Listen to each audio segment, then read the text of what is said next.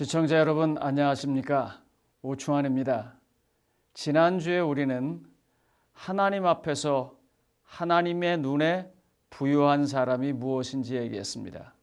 오늘 저는 하나님 앞에서 부유한 사람들은 어떤 형편에 이르는지 좀 말씀드리려고 합니다. 오늘 내용은 굉장히 중요한 내용입니다. 그래서 이 말씀을 통해서 주어지는 축복이 방송을 통해서 함께 하시는 여러분들에게 한 분도 빠짐없이 임하시기를 간절히 소원합니다. 누가복음 12장에 이런 말씀이 있습니다. 32절입니다. 적은 무려 무서워 말라. 아버지께서 그 나라를 너에게 주시기를 기뻐하시느니라. 주는데 말입니다. 그냥 주는 게 아니고 주는 걸 기뻐하신다 그랬어요. 이 적은 무리가 누구냐 하면요, 이 앞전에서 이야기했던 누가복음 12장 1절서부터 쭉 나오는 하나님 앞에 부유하지 못한 사람들, 그 사람들로부터 나온 하나님 앞에 부유하고 싶은 사람들을 말하는 것입니다. 예수님의 공생의 제2년차에 벌어졌던 많은 일들 가운데서 예수님께서 자기에게 다른 목적으로 찾아온 사람들에게 진정한 예수님의 목적을 말할 때 나온 이야기죠. 하나님 앞에서 부유한 사람들. 이제 예수님은 이 부분에 대해서 조금 더 나가서 말하고 있습니다. 누가복음 12장에 보면 이런 얘기가 나와요. 까마귀를 봐라, 백합화를 봐라, 들풀을 봐라. 다 뭐라고 말하냐면 잘 살고 있지 않느냐. 그런데 그 존재들이 살기 위해서 무슨 일을 하더냐? 천부께서 다 지켜주시지 않느냐? 그런데 왜 무엇을 먹을까? 무엇을 입을까? 걱정하다가 하나님 나라를 놓치느냐? 하나님은 너에게 좋은 걸 주려고 하시는데 하나님의 나라를 주는데도 아주 기쁜 마음으로 주려고 하는데 제가 이런 부분을 잘 몰라서 저와 함께 사역을 하고 있는 우리 이준원 박사님한테 좀 여쭤봤고 제가 또 인터넷에도 찾아봤고 여러 글들을 봤습니다. 그리고 제가 아주 재미난 것을 알게 되었습니다. 사실 이건 재미나지만 실제로는 굉장히 마음이 아픈 내용입니다. 시청자 여러분, 요새 한국은요, 두 사람 중에 한 사람이 암이 걸리는 상황이고 그리고 세 사람 중에 한 사람이 암으로 죽는다는 것입니다. 그런데 제가 한 글을 보다가 아주 재미난 걸 발견했어요. 인간하고요, 침팬지가 유전자 구조가 99%가 같답니다. 그러면 침팬지도 암이 잘 걸려야겠죠. 그죠? 그런데요, 침팬지가 암으로 죽는 비율이 2%랍니다. 깜짝 놀랐습니다. 침팬지가 암으로 걸리는 비율은 2%고요. 개나 고양이가 암으로 죽는 비율은 1%랍니다. 그리고 물고기가 암으로 죽는 비율은요, 0.1%래요. 그런데요, 저를 놀라게 했던 건 이 다음 통계입니다. 1%만이 암으로 죽는 개와 고양이가 사람과 함께 반려동물로 살 때는요, 똑같이 30%의 비율로 죽는답니다. 암 때문에. 이게 뭘까요? 이게 지금 뭘 말하는 걸까요?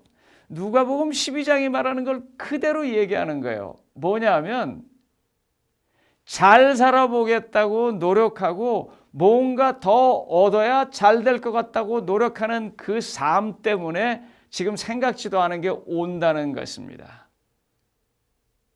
그래서 예수님께서 말씀하시는 거예요. 그러지 말라고. 까마귀를 봐라, 백합을 봐라, 들풀을 봐라. 그들이 무슨 노력을 하느냐? 마태복음의 같은 내용은 뭐라고 얘기하냐면 솔로몬의 영광도 이것만 못하다고 이야기하잖아요.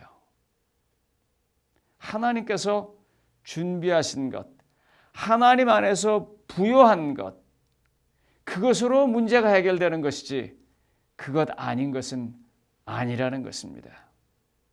우리가 얼마나 많은 근심과 걱정을 합니까? 펜실베니아 대학에서 연구한 결과를 하나 좀 말씀드릴게요.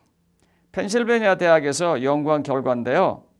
거기 보면은 96%는 쓸데없는 걱정이랍니다. 거기 보면 40%는 일어나지도 않을 걸 걱정하고 있고요. 30%는 과거에 이미 지나간 건데 하고 있고요. 22%는 별로 중요하지도 않은 거 하고 있고요. 실제로 사람이 염려하고 그럴 만한 것들은 4%도 안 된다고 그래요. 그래서 2020년도에 펜실베니아 주립대학의 미셸 뉴먼 연구팀이 이런 모든 것들을 연구하고 이렇게 말했어요. 우리가 하는 걱정 중에 91%는 일어나지도 않는 것을 하고 있다고 그럽니다. 시청자 여러분, 하나님이 말씀하세요.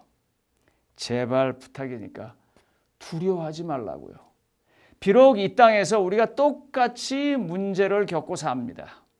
그리스도인이라 할지라도 예수님을 믿는 사람이라 할지라도 분명히 어려움은 있습니다. 그리고 어쩌면 예수님을 믿기 때문에 세상의 이 악의 주류에서부터 벗어나야 하기 때문에 적은 무리가 될 수 있어요. 그런데 예수님 뭐라고 말씀하세요? 적은 무리요, 두려워하지 말라고 말해요.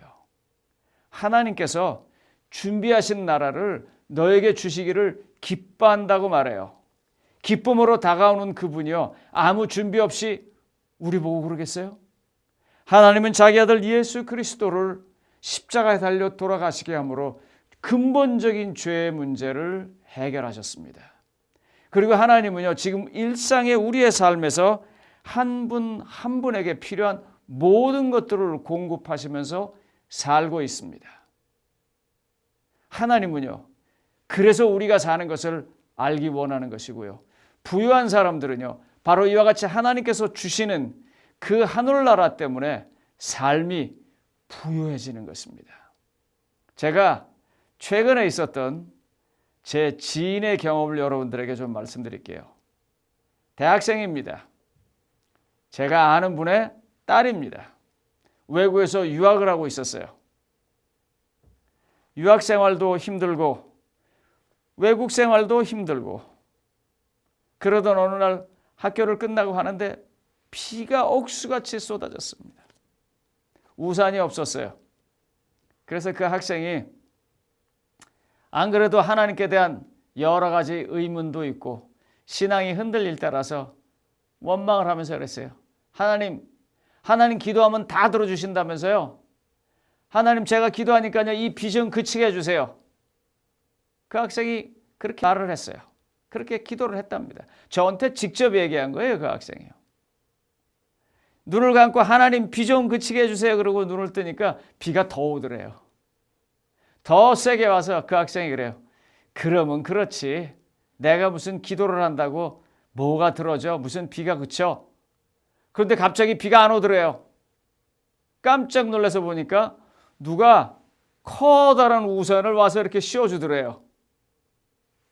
그러면서 아주 건장하신 분이 그 대학의 시큐리티인데 그 대학은 시큐리티가 굉장히 권위적이랍니다.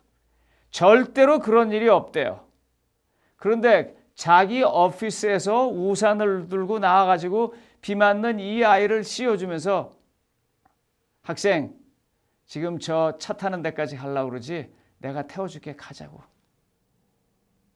비가 그치고 그 사람이 있고 그 우산을 쓰고 가면서 이 학생이 저한테 이렇게 말해요. 목사님, 그때 제가 원했던 거는 비가 그치는 게 아니에요. 비는 어디선 필요할 수도 있고 어떻게 저 때문에 비를 그치겠어요. 제가 원하는 건 생각해 보니까 제가 비를 안 맞는 거예요. 그런데 하나님이요, 그 근엄한 시큐리티, 내가 생판 알지도 못하는 그분을 내게 보내고 검은 커다란 우산을 씌워서 차 타는 데까지 저를 인도해서 제가 비 맞지 않고 갔어요. 제가 그때 이후로요, 목사님, 하나님께 대한 제 생각이 바뀌었습니다. 제 믿음이 바뀌고요, 열심히 신앙생활 하려고 그래요. 그 작은 경험이 그 학생으로 하여금 하나님 앞에서 부유한 사람이 된 것입니다. 성도님 여러분, 오늘 한번 좀 곰곰이 생각해 보십시오. 기회가 있으시면 누가복음 12장을 좀 읽어보시고요. 여러분들이 하는 기도를 한번 좀 생각해 보세요. 뭘 기도를 하는가? 혹시 그 학생처럼 비를 그치게 해주세요, 그런 기도를 하지 않으셨습니까? 그 비가 세상에서 어떤 일을 일으키는지 아무 생각도 아니하고 오직 나의 이기적인 원함 때문에만 비를 그치게 해달라고 하는 그런 기도 안 하셨어요? 하나님은요, 그런 기도를 가지고라도 하나님 앞에 녹화하면서 나온다면 받아주십니다. 왜요? 하나님은 우리에게 하나님 나라 주시기를 기뻐하시니까요.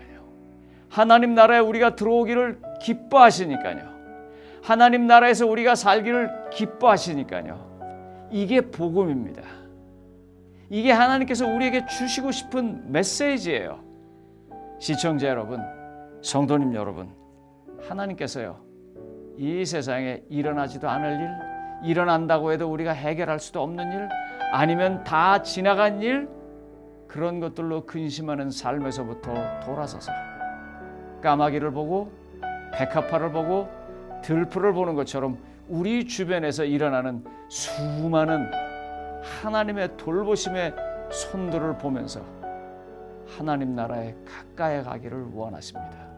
그래서 하나님을 만나고 하나님의 부유하심이 내 안에서 이루어져서 이 학생처럼 비록 잘못된 기도이지만 여전히 그 기도를 들어주시는 하나님 앞에 감사하고 하나님 때문에 부유한 마음으로 세상을 살기를 원하십니다.